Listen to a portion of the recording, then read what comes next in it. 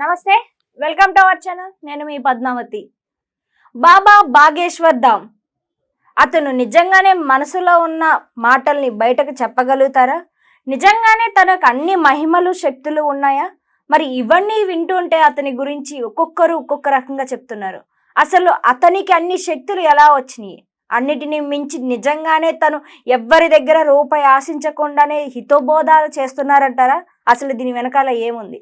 దీని గురించి పూర్తి వివరాలు తెలుసుకునే ప్రయత్నం చేద్దాం. అండ్ ఈరోజు మనతో పాటు ప్రముఖ ఆధ్యాత్మికవేత్త ముల్లపూడి సత్యనారాయణ గారు ఉన్నారు. మరి ఆయనతో మాట్లాడి అసలు ఏంటి, దీని వెనకాతల ఉన్న కథ ఏంటి? కొంతమంది ఇదంతా బూటకం అంటున్నారు, ఇంకొంతమంది అతను మేలి ముసుగులో ఉన్నవాడు అని అంటున్నారు. మరి ఏంటి ఇదంతా కూడా తెలుసుకునే ప్రయత్నం చేద్దాం. మీరు కూడా చూసేయండి.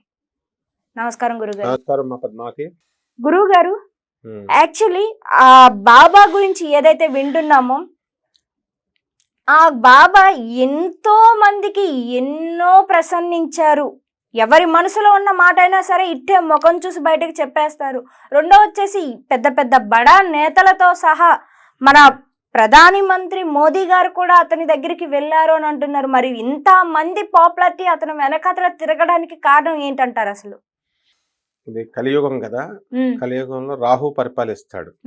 అందువలనంతా మోసాన్ని, కన్ఫ్యూజన్ని వీళ్ళని నమ్ముతారు.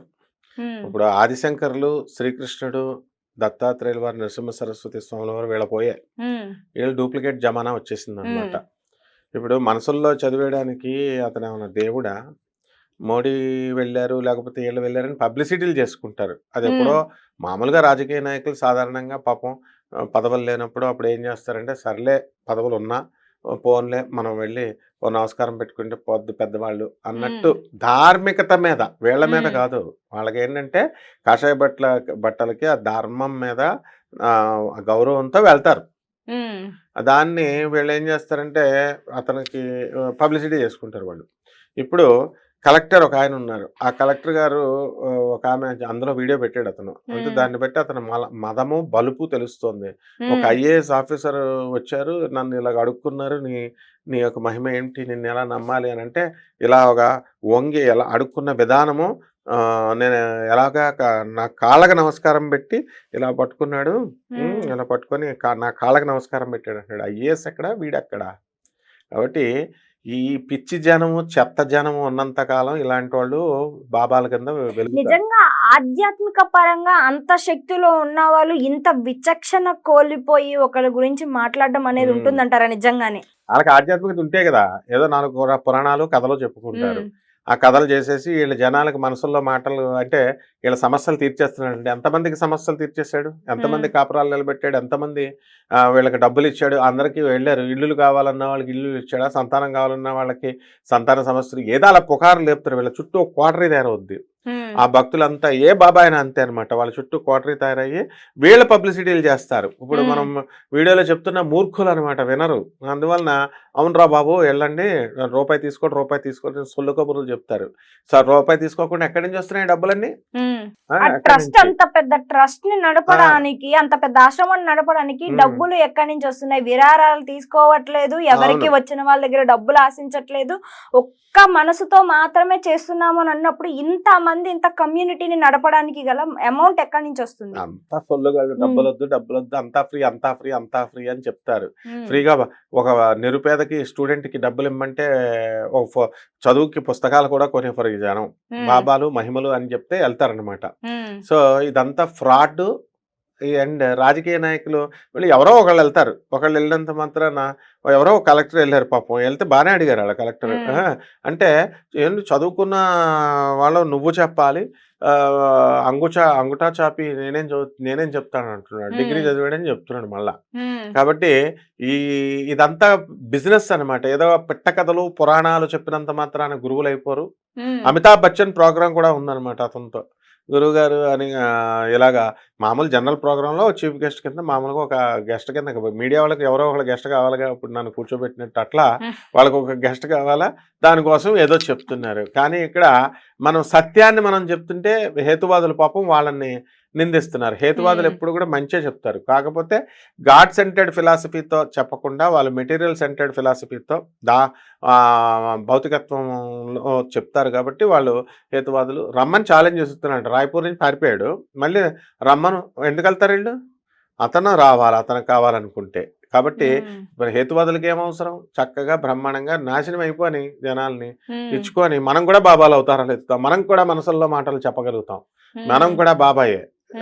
అందువలన ఇవన్నీ వీళ్ళకి ఇప్పుడు తెలీదు, చచ్చేటప్పుడు తెలుస్తుంది జనానికి. ఇప్పుడు ఏంటంటే ఊపు అనమాట.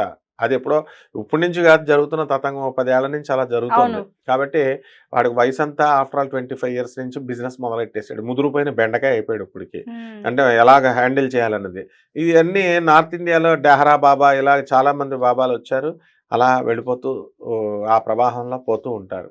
ఇతను మంచివాడే అవ్వచ్చు, కథలు పురాణాలు బాగానే చెప్తే చెప్పొచ్చు, కానీ ఎలా ఉండాలా ఏంటి? మనసులో మాట చెప్తే ఏమొచ్చింది? ఎవరికైనా ఏమైనా చేసావా నువ్వు? మహిమ ఏం చేసావు? మనసులో మాట చెప్పేస్తే అది సైకాలజీ, చిన్న పిల్లోడు కూడా చెప్తాడు. ఇప్పుడు జ్యోతిషం మేము చెప్తాం, సైకాలజీ ముఖం చూసి మనకు అర్థం కాదా? టీచర్కి అర్థం కాదా స్టూడెంట్ సైకాలజీది?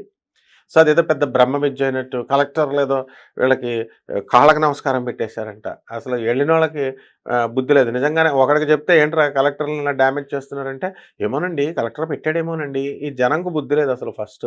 అందుకనే కరెక్ట్ బాబా అతను మంచి గుండు గీసిడి వీళ్ళందరికీ డబ్బులు కూడా ఈ వెధవలంతా కూడా డబ్బులు ఇవ్వలేదు అంటారు, వెళ్ళి డబ్బులు ఇచ్చుకొని పోగొట్టుకుంటారు అనమాట. కాబట్టి మధ్యప్రదేశ్లో అతనికి ఉత్తర దేశంలో జనాలు పోగైపోతే పేరు వచ్చేసినట్ట. ఇప్పుడు పిట్ట కథలు చెప్తుంటే దేవుడి గురించి మాట్లాడుతుంటే ఎవడన్నా వస్తాడు, ఎవడన్నా వింటాడు. కాబట్టి స్టేజ్ మీద డెమాన్స్ట్రేషన్లు చేశాడు, ఆపరేషన్లు చేశారు, ఇచ్చేసారు, అది చేశారు, తగ్గించారని ఏవో చెప్పుకుంటారు వాళ్ళు. ఇక్కడ మన పాస్టర్లు చెప్పుకోవట్లేదా? మన పంతులు చెప్పుకోవట్లే? ఒక బుద్ధి లేని జ్యోతిష్కుడు ఒకడు ఏం చెప్పుకుంటున్నాడు, జ్యోతిష్కులు అందరికీ హిప్నటైజ్ చేసేస్తున్నాడంట. అందరూ ఆయన దగ్గరికి వెళ్ళిపోతున్నాడంట, మరుగు మందు ఇచ్చేస్తున్నాడంట. ఎప్పుడో ఎవడో ఆ మరుగు మందు తిన్న వాళ్ళకి ఎవరికో ఇస్తాడు కదా, వాళ్ళకి ఏ డైజెషన్ ప్రాబ్లమ్ వచ్చి ఎవరో పోయిందనుకో, అప్పుడు వాడి మీద పోలీస్ కేసు పెట్టిన రోజున జనాలు వెళ్ళి ఆయన తన్నిన రోజున అప్పుడు తెలుస్తుంది. జ్యోతిష్కులందరినీ హిప్నటైజ్ చేసి అంత గొప్పవాడు ఆడ. ఆఫ్టర్ ఆల్ చదువు సంజయ్ ఒక జ్యోతిష్కుడు వీడు అంతే అనమాట.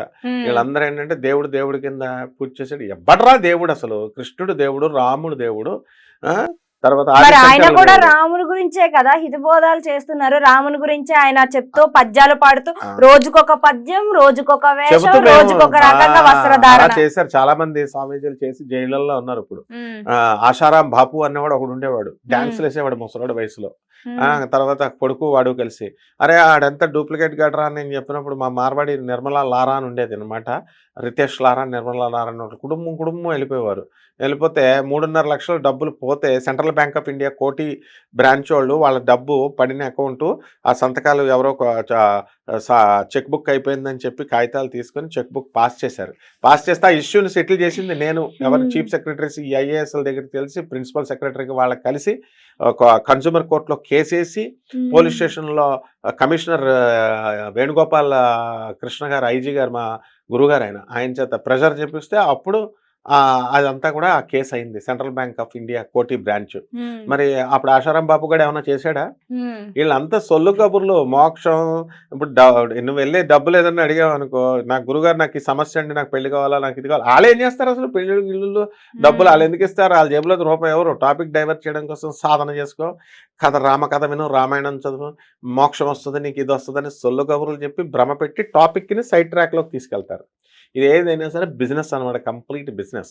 కాబట్టి అందులో డౌట్ లేదు. మళ్ళీ ఛాలెంజ్లు మళ్ళీ ఎసరడం. సరిగ్గా ఇలాంటి వాళ్ళంతా కూడా సరిగ్గా చదువు, మంచి మాస్టర్స్ దగ్గర చదువుకోకపోతే ఇలాంటి మోసాలే చేస్తారు. ఇలాంటి వాళ్ళని సపోర్ట్ చేసేటటువంటి జనాలు వీళ్ళ 7 తరాల వరకు వీళ్ళ పిల్లలకి చదువుల సంఖ్యలు రావు. వీళ్ళు జ్ఞానశూన్యులు అయిపోతారు.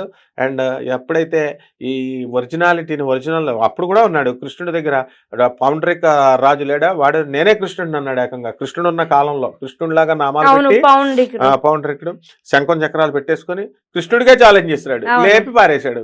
ఇలాంటి వాళ్ళందరికీ ఎప్పుడో ఒకసారి ఒక టైం వస్తుంది అనమాట.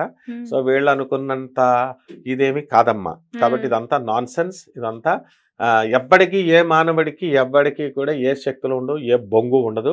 వీళ్ళు చేసేది ప్రజలకు ఏ ఉపయోగము కూడా ఉండదు. ఏమిటంటే డబ్బులు ఇవ్వడాలు, ఇవన్నీ డబ్బులు లాక్కుంటారు. నేను అసలే సమస్యల్లో ఉన్నాను, నా అప్పులు తీరట్లేదంటే పట్రా ఇంకో 10,000 20,000 పట్రా అని చెప్పేసి వాళ్ళ అన్నదానం ఎక్కడి నుంచి వస్తుంది? ఇంతమందికి అన్నదానాలు చేయడానికి వీళ్ళకి ఎవడ ఇవ్వకుండా వీళ్ళ జేబులో వీళ్ళ తాతల జాబులు వీళ్ళ బాబుల డబ్బులు తీసిస్తున్నారా వీళ్ళు? వీళ్ళ తాత ఏదైతే చేశారో అదే అడుగు జాడల్లో ఇప్పుడు ఈయన కూడా నడుస్తున్నారు. అసలు ఈ ఫౌండేషన్ పడ్డానికి కారణమే వీళ్ళ తాతగారు అని అంటున్నారు. అదే చెప్తారు. అంటే బాగా అప్పటి నుంచే మొదలెట్టారు బిజినెస్. అది అలవాటు అవుద్ది, హెరిడిటరీగా కంటిన్యూ చేస్తారు కదా. మంచి చెప్పే వాళ్ళకి ఎవరికి ఇది ఉండదు. అందువలన